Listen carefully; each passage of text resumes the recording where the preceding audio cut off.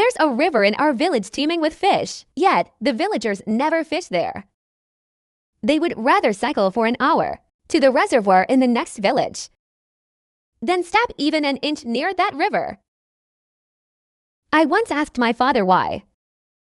He visibly flinched, pausing before explaining with a strained expression that the fish in that river don't take the bait. It wasn't until years later that I understood. Father used to say they weren't biting the hook, not because the fish were pecky about the bait, but because whatever lived in that river perhaps had a taste for something else entirely. I've found it strange since I was a child. Though the river water wasn't exactly clear, it was teeming with fish. In the summer, when the water ran low, I could see them clearly from the bank. Yet you wouldn't find a single fishing rod along the entire shore. My neighbor, Uncle Lee, is obsessed with fishing. He owns at least 7 or 8 fishing rods alone. Yet every time he heads out to fish, he'd rather ride for an hour to a reservoir over 10 miles away. I couldn't help but ask him why again. Uncle Lee, why don't you ever fish in the river right by our doorstep? The knife in his hand paused for a moment. Just a brief hesitation. If I hadn't been watching him so closely, I never would have noticed. Then he went back to scaling the fish. That river fish wouldn't take the bait. It was the same answer again. I had asked my father before and received the same reply. But how could a fish not take the bait? At most, the bait was just wrong. Or perhaps the weather was bad. Back then, I was truly baffled. Later, one summer break, I returned home from school. Uncle Lee happened to be visiting our place. He was carrying a fish that must have weighed 3 or 4 pounds. The carp was a brilliant, vibrant red. Its scales shimmered with an oily luster under the courtyard light. He waved his hand, handed the fish to my mother, and turned to leave right away. He said he'd already baited his spot at the reservoir, and if he arrived too late, the fish would move on. Your Uncle Lee. He's still a bachelor through and through. My mother was muttering to herself while cleaning fish in the kitchen, complaining that her peers already have grandsons in elementary school. I didn't say a word. I was still thinking about the way he handed me the fish just now. He's well into his 40s. His skin should have shown some signs of aging by now, yet standing that close to him earlier, his face looked as smooth and radiant as someone in their early 30s. He didn't even have a single wrinkle on his forehead. I have no idea how Uncle Lee manages to keep his skin looking so young. I stood in the kitchen doorway, watching my mother bring the knife down. The fish's body was rigid as the blade sliced through. It made a sound like cutting into frozen meat. The blood that seeped out was dark, almost black. My mother frowned, but she didn't say a word. She just wiped it away with a rag. I didn't think much of it at the time, but now, thinking back, that color of blood and what I later, something I'd seen somewhere else, exactly the same. That night, I had a dream. I dreamt I was standing by the river at the edge of the village. The water was a deep, vivid green. Fish were floating on the surface, lined up one after another. Their white bellies turned upward, stretching from the bank all the way into the unseen distance. I wanted to take a step forward. I felt something under my feet. It was soft and springy, and it was warm. I looked down and saw that giant red carp. Its mouth was moving, opening and closing, making a faint, wet, squelching sound. It didn't look like a fish gasping for air. It looked more like a person trying to speak. I tried so hard to speak, but no sound would come out. I crouched down, and suddenly the fish's eyes snapped open. That was when I jolted awake.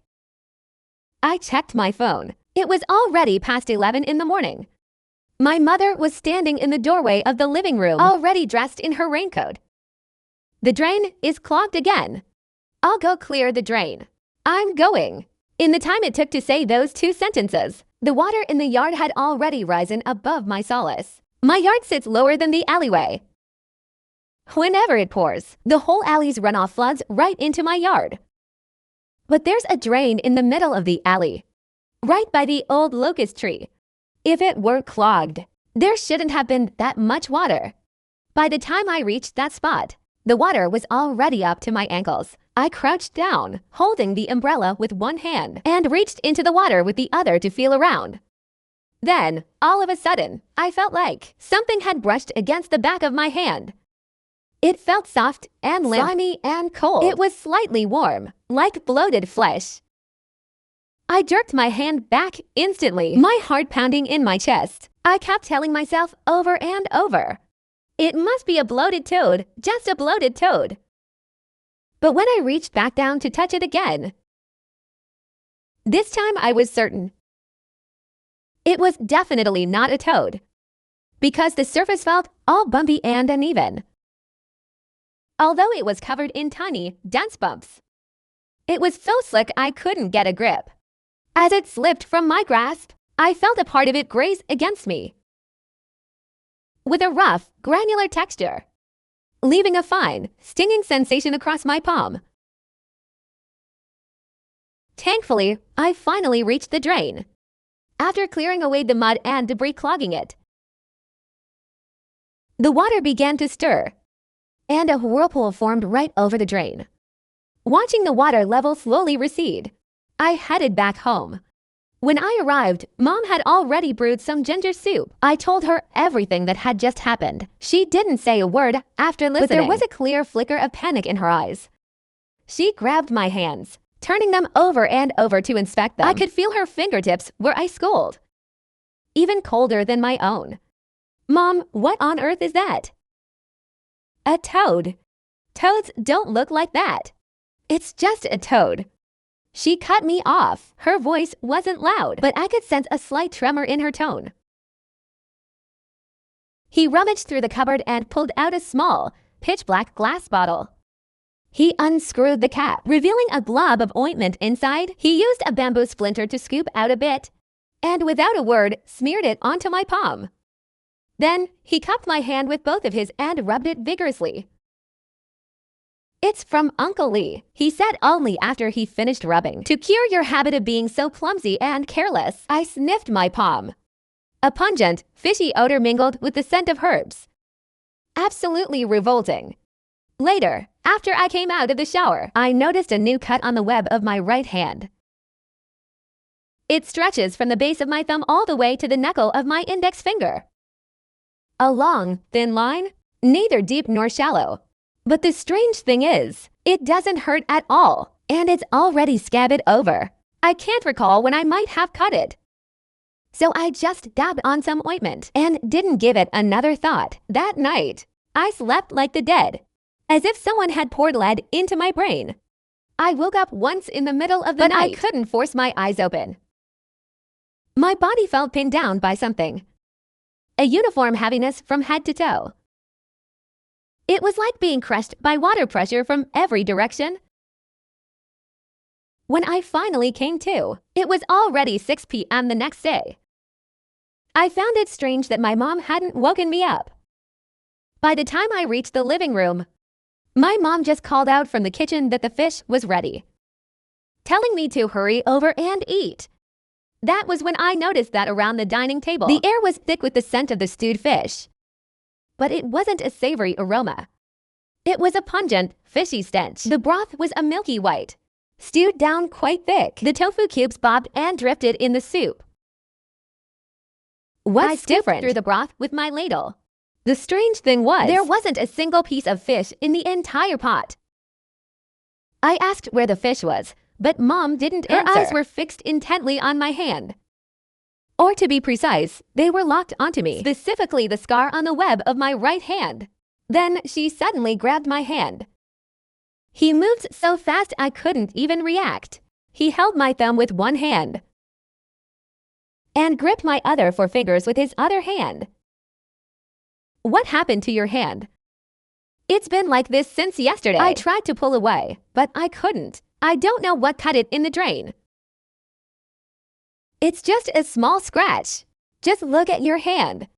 That was when I finally noticed. Around that wound, it seemed as if some fine scales had started to grow, just like the scales you'd find on a fish. At the time, I thought my eyes were playing tricks on me. I blinked hard, rubbing my eyes. I looked again, and it was still there. My mother was so frantic she couldn't even string a coherent sentence together. Without another word of explanation, she grabbed me and pulled me outside. Neither of us had an umbrella. In just a few steps, we were drenched to the bone. He dragged me through the alleyway, insisting we had to find Uncle Lee. Uncle Lee's place wasn't far. Follow the alley to the very end. It's the third house on the left. Once we reached the door, my mother started pounding on it frantically. She kept screaming while she hammered away.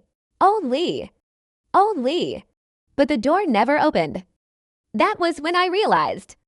The only sounds in the alley were the rain and my mother's desperate knocking. There wasn't a sound to be heard. Every house had its doors and windows bolted shut. The curtains were drawn tight, leaving not a sliver of light. It was as if something truly terrifying lurked outside. Eventually, my mother grew too exhausted to keep pounding. She slumped down against the door frame. Sitting there in a puddle, she began to weep. I don't know how much time had passed, but at last, the door creaked open. Uncle Lee stood there in the doorway. He didn't even look at my mother. Instead, he walked straight up to me. He grabbed my right hand and pulled it toward his face. The ointment hadn't been applied yet. It has. My mother scrambled up from the floor, stammering, "What about the fish?" I stewed the fish, but now it's gone. Uncle Lee knitted his brows. A deep furrow creased between them. He turned my hand over to look at the other side. Press your thumb hard against the wound on the web of my hand. Press down firmly. The pain made me gasp for air.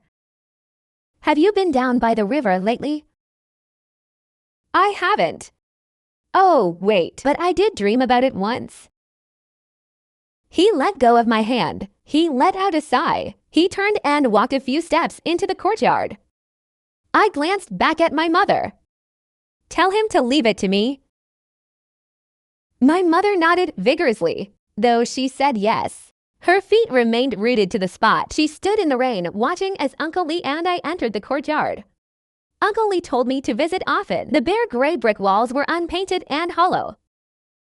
The floor was paved with the same gray bricks, worn to a polished sheen by countless footsteps. The air was thick with the scent of herbs and a faint, lingering fishiness.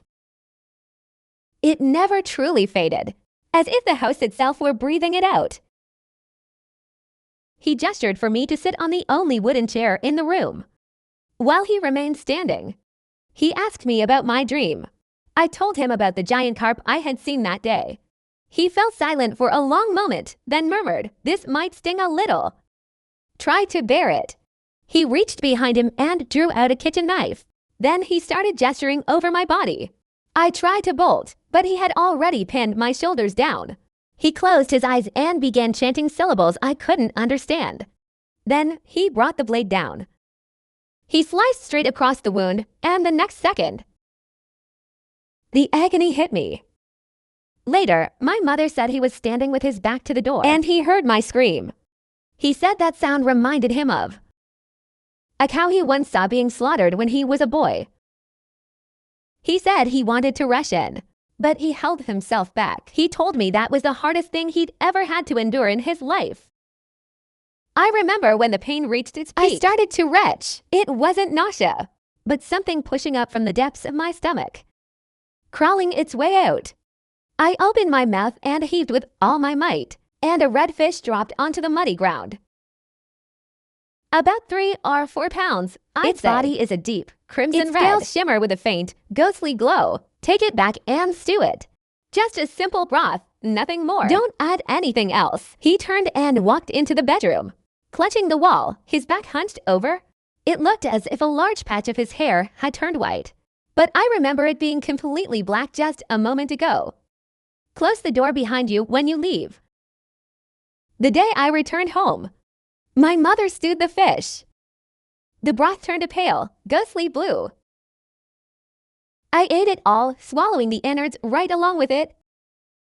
The meat was tough and stringy, chewing like rubber, utterly devoid of any flavor.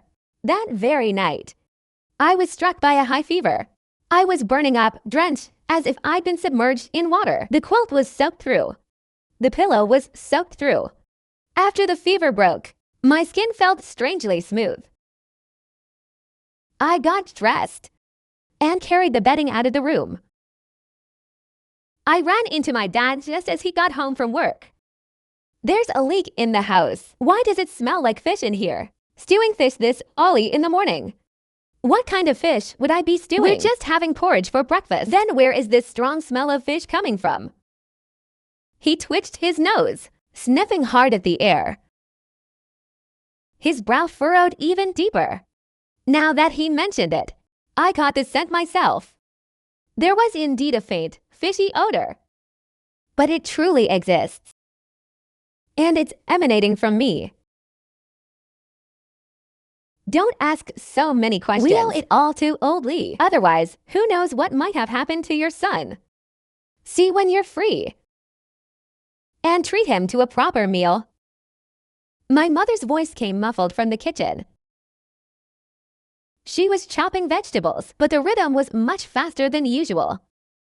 It felt like he was hiding something. The strange thing was, after hearing that, my dad didn't press for more details. Instead, he just went back to his room in silence to change. As he walked past me, he paused for a moment, as if he wanted to say something. In the end, he just reached out and patted my shoulder. Ever so gently, yet my hands were trembling slightly. The rest of my summer vacation passed by uneventfully. Every day was just eating, sleeping, and playing video games. And going fishing at the reservoir in the next village with John Kong. John Kong is my childhood friend. We attend the same high school. Every summer vacation, we always go fishing at the reservoir together. A few days before heading back to school, I went to look for John Kong. I wanted to ask him when we could head back to school together. But when I finally saw John Kong, he looked terrible. His complexion was sallow and his yellowed eyes were bloodshot, as if he hadn't slept in days. At the time, I just assumed John Kong had been pulling an all-nighter gaming and was simply exhausted, so I didn't think much of it. I regret that so much now. If only I had asked him just one more question back then. Just one more look, and perhaps things would have turned out differently. We began our journey back to the city on the very last day of summer break. After trekking through mountain paths in the morning, we would reach the county bus station by the afternoon and catch an evening bus to make it back to school before classes started. It was an overcast day, with a sky of muted gray. We picked up our bags, said our goodbyes to our parents, and set off.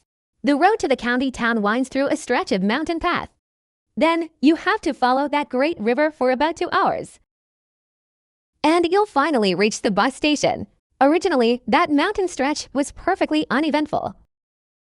But just as the two of us approached the river by the village entrance, a thick fog suddenly rolled in from the riverbank. Before I could even react, John Kong had already stepped into the mist. The fog was so dense I couldn't see the path ahead at all. I had no choice but to stop in my tracks. And then I stumbled upon a terrifying truth. The sounds had vanished. No birds chirping, no insects buzzing, not even a whisper of the wind. The only thing I could hear was the flowing of the river. No, that wasn't the sound of a river at all. It sounded more like something breathing slowly beneath the surface. John Kong, John Kong. I kept calling out over and over, but there was no reply. I pulled out my phone, only to find there was no signal at all.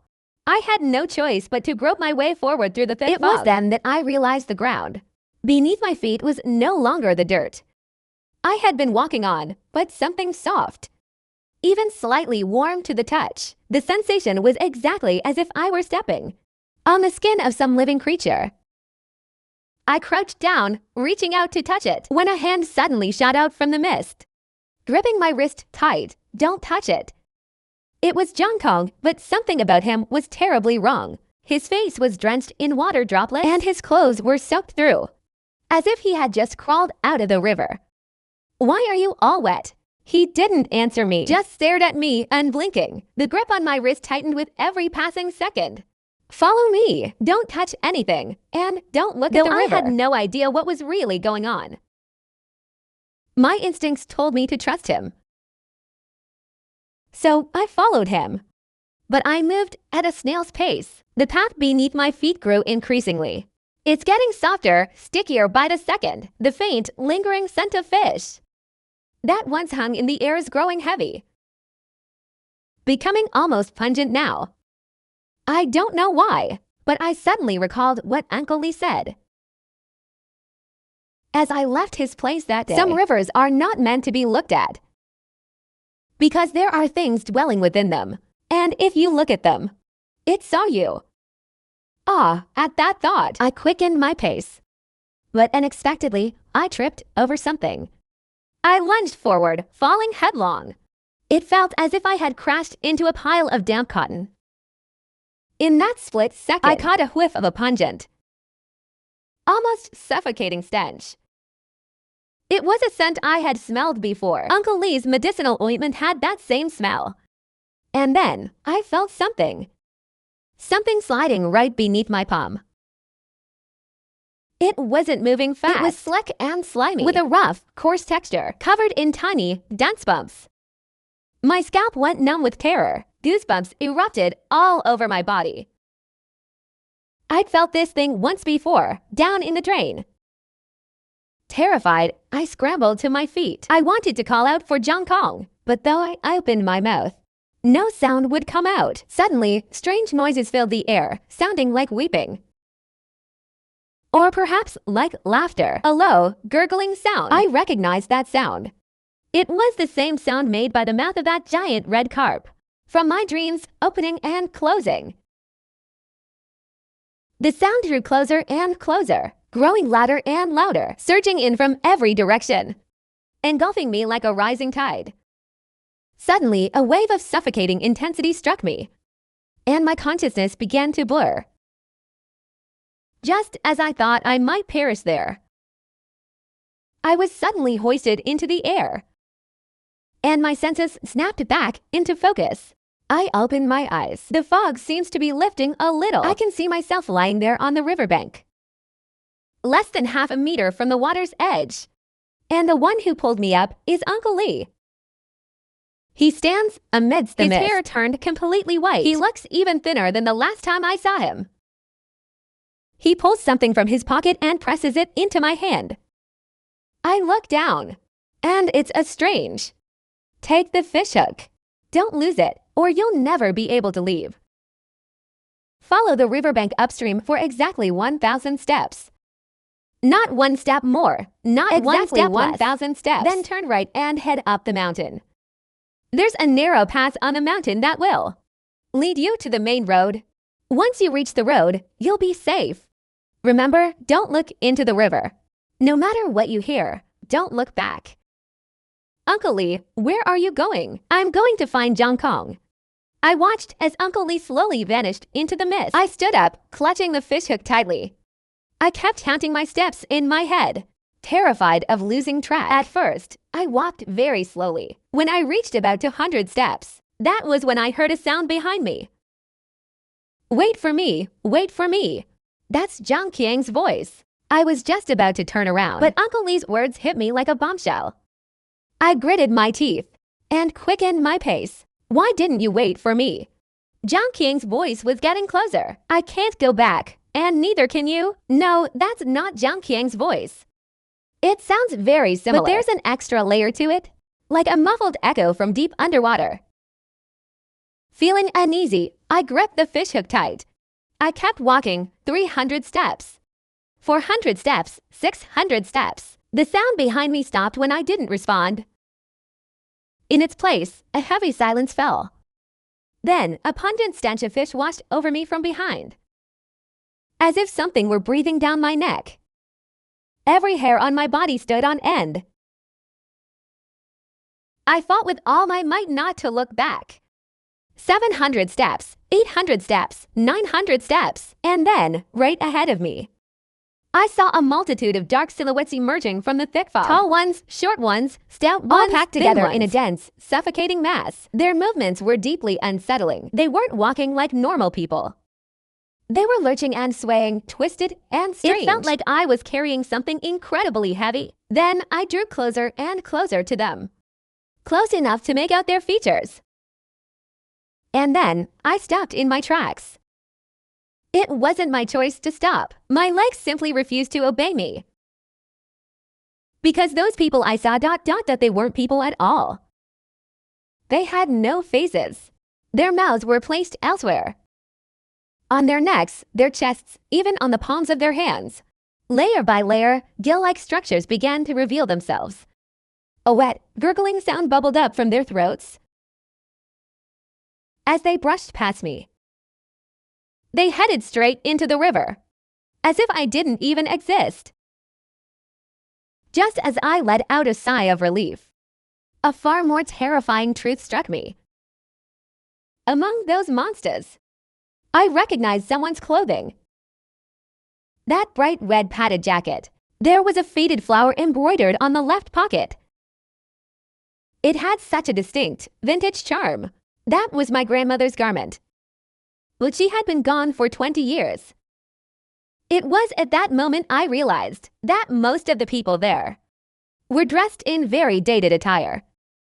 Only a handful were anything resembling modern styles.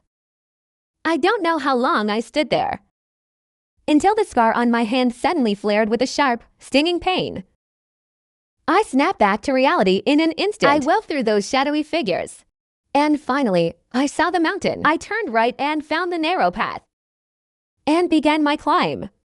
By the time I reached the halfway point, I couldn't help but glance back down. I realized the thick fog had finally lifted, revealing the river below.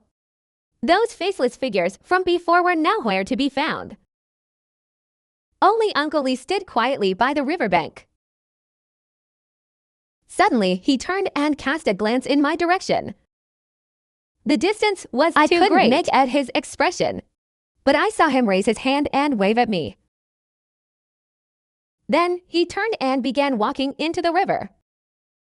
The water rose past his ankles, past his calves. He didn't stop, just kept stepping forward, one step at a time. I wanted to stop him, to scream out loud, but there was nothing I could do. I could only watch, helpless, as he sank beneath the surface of the river. I stood there on the hillside, shivering uncontrollably, standing there for the longest time. I turned away and followed the narrow path back up the mountain. Walking for about half an hour, I made it to the highway. I sat by the roadside for a long while. It wasn't until dusk that a cargo truck finally rolled by. The driver was a stout man in his 40s. He glanced at me without a word of inquiry and swung the door open. I climbed in, taking the passenger seat. The cabin reeked of cigarette smoke and gasoline, sharp enough to sting the senses, but I felt at ease. The truck drove for over an hour before reaching the county town. I just found a random internet cafe to spend the night. During that time, I called my mother's phone and told my father everything that had happened. To my surprise, my mother on the other end of the line was unexpectedly calm, as if she had foreseen all of this long ago. She just kept urging me to remember to keep the fishhook safe. Lying in the cubicle of the internet cafe, I tossed and turned, unable to sleep. My mind was haunted by the image of Uncle Lee walking into the river. Why did she walk into the river? Was she going to find Jong Kong? Or was she looking for something else? Suddenly, I remembered what Uncle Lee had said. If you lose it, don't even think about leaving. Why was this fishhook so important? I immediately reached under my pillow and pulled it out. I spent ages studying it, but couldn't find anything special about that fishhook. Early the next morning, I took the bus back to school. Everything returned to normal after that, except for one thing that felt off. The scar on the web of my right hand, though fully healed, was growing darker by the day. I touched it, but there was no pain. But there was this one feeling, a feeling so hard to put into words. It was as if something was swimming around inside. Back at school, I asked about Uncle Lee and Jong Kong a few more times. Mother just told me they were still looking. Then, as winter break was approaching, I received a call from Mother. She told me on the phone that Uncle Lee's house was about to be torn down. The village was undergoing a unified redevelopment. Let me go back and pack up Uncle Lee's belongings. But Uncle Lee isn't. They still haven't found him, have they? There was a long silence on the other end of the line. You'll understand once you get back. I spent 4 hours on a bus, followed by a 5-hour trek through the mountains, to finally return to the village. The village looked just as it always had, quiet and desolate. The alley was nearly deserted. When I got home, Mom was busy in the kitchen. Dad was sitting in the living room watching TV. When is Uncle Lee's house being torn down? Tomorrow. Mom poked her head out from the kitchen. In this whole village, Uncle Lee is the one closest to you. You should go over today and help him pack up. Take back anything that's useful. Throw away whatever isn't. I went over to Uncle Lee's place. The door wasn't locked. It opened with a simple turn. The courtyard looked exactly as it did when I was last here. The air inside the house still held that same scent, a blend of medicinal herbs and fishy musk. But it had faded quite a bit, as if it were about to dissipate entirely. I walked into Uncle Lee's bedroom. I suddenly noticed on the worn-out wooden table a scrap of paper covered in a layer of dust. The content was bizarre, completely chaotic. It was Uncle Lee's handwriting, but the script was frantic and illegible. You think you're the one eating the fish, but in truth, the fish is eating you. What's in the river isn't just one, but a swarm. They are beneath the water, deep in the silt, tucked between the riverbed stones. They don't feed on fish. They feed on people. And once they've had their fill, they morph into something else. Beneath the note was a sketch, lightly traced in pencil. Drawn so faintly, it was barely visible. I had to lean in close to make it out. It was a fish. A massive fish with its jaws wide open, holding a smaller fish inside its mouth, and inside that one, an even smaller fish. Layer upon layer, just like a Russian nesting doll. Deepest of all, inside the tiniest fish, there was a man. He felt as though the figure was meant to be himself, for there was a scar on the man's right cheek, the exact same one that Uncle Lee bears on his own face. I picked up the note and tucked it away in my bag. Then I took another look around Uncle Lee's room, checking if there was anything else worth taking. A few old clothes hung in the wardrobe. There was a flashlight in the nightstand. A kitchen knife lay in the kitchen. Some bowls and plates were stacked in the cupboard. But when I opened the bottom shelf of the cupboard, or rather, the bottom compartment, inside sat an enamel basin. There was a basin half filled with water. Something was soaking in the water. It was a fish, a red carp, about 3 or 4 pounds. Its entire body was a deep, vibrant red, shimmered with a slick, oily luster in the dim light. But hadn't my mother already stewed that fish? I crouched down and stared at the fish in the basin. It lay motionless in the water, as if it were dead. I reached out, wanting to touch it. The moment my fingertips grazed the water's surface, the fish suddenly stirred. It snapped its jaws open wide, wider than it should have, unnaturally so. Its mouth was filled with teeth. Not the teeth of a fish, but human teeth. Row upon row of them, all lined up perfectly, white and yellow. I recoiled in a flash, stumbling backward, landing hard on my backside. Then the fish snapped its mouth shut, flipped itself over, exposing its pale, gleaming belly, marked by a jagged scar, running all the way from head to tail. At that moment, a bone-chilling cold washed over me, because the shape of that scar was identical to the one on the web of my right hand. I scrambled up from the floor, turned, and bolted out of Uncle Lee's house. I don't know what was going through my mind. I was just terrified. All I wanted was to run away. So much so that I didn't even see who was in front of me, and crashed straight into them. It's Auntie Wong, the neighbor. She was carrying a plastic bucket, The bucket was filled with water. Auntie Wong, I have something to ask you. Uncle Lee, where did he really go? He looked at me, his eyes darting away. After thinking for a long time, didn't he die? Died. When? It was not long after you came back from your summer vacation. Auntie didn't tell you. Not long after I got back. Then who was Uncle Lee that I saw in the fog? My voice is trembling. How did he die?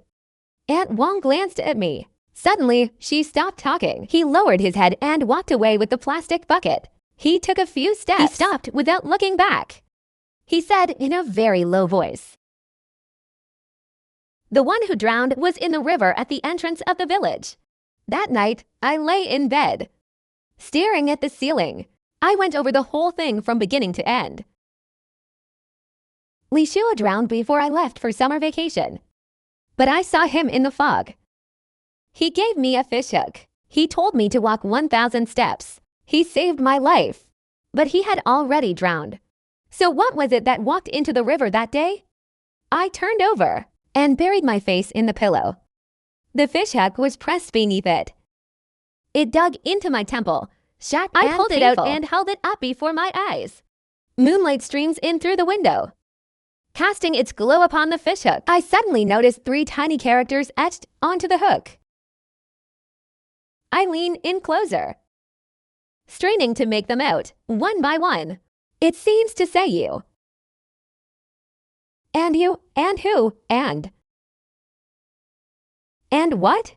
It suddenly reminds me of that small line of text in the notebook. You think what you've swallowed is the fish. It was actually the fish that consumed you. For some reason, a strange question popped into my head. From the moment I ate that fish, am I truly still myself? I looked down at the scar on my right hand. I stared at it for a very, very long time and suddenly felt something moving beneath it. That thing has always been there. Ever since I first touched it in the sewer, that slippery thing started moving. It's been coursing through my veins, deep within the marrow of my bones. Suddenly, the moonlight outside dimmed, as if something had just passed by the window. It was massive, and as it drifted past, I caught that scent again. A pungent, fishy stench. And then I heard the sound of rushing water.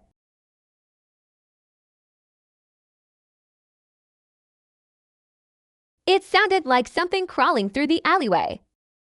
Its body pressed against the damp, muddy ground, scales scraping against the gravel, making a faint, rustling sound.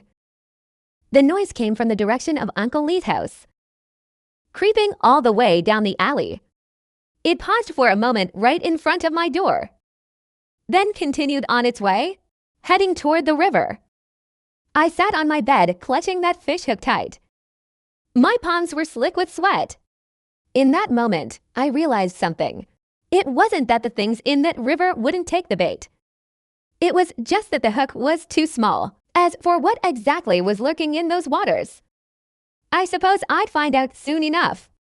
Because that very night, the scar on the web of my right hand began to throb again. Thump, thump, thump, thump. It's as if they're counting something, or perhaps counting down the time.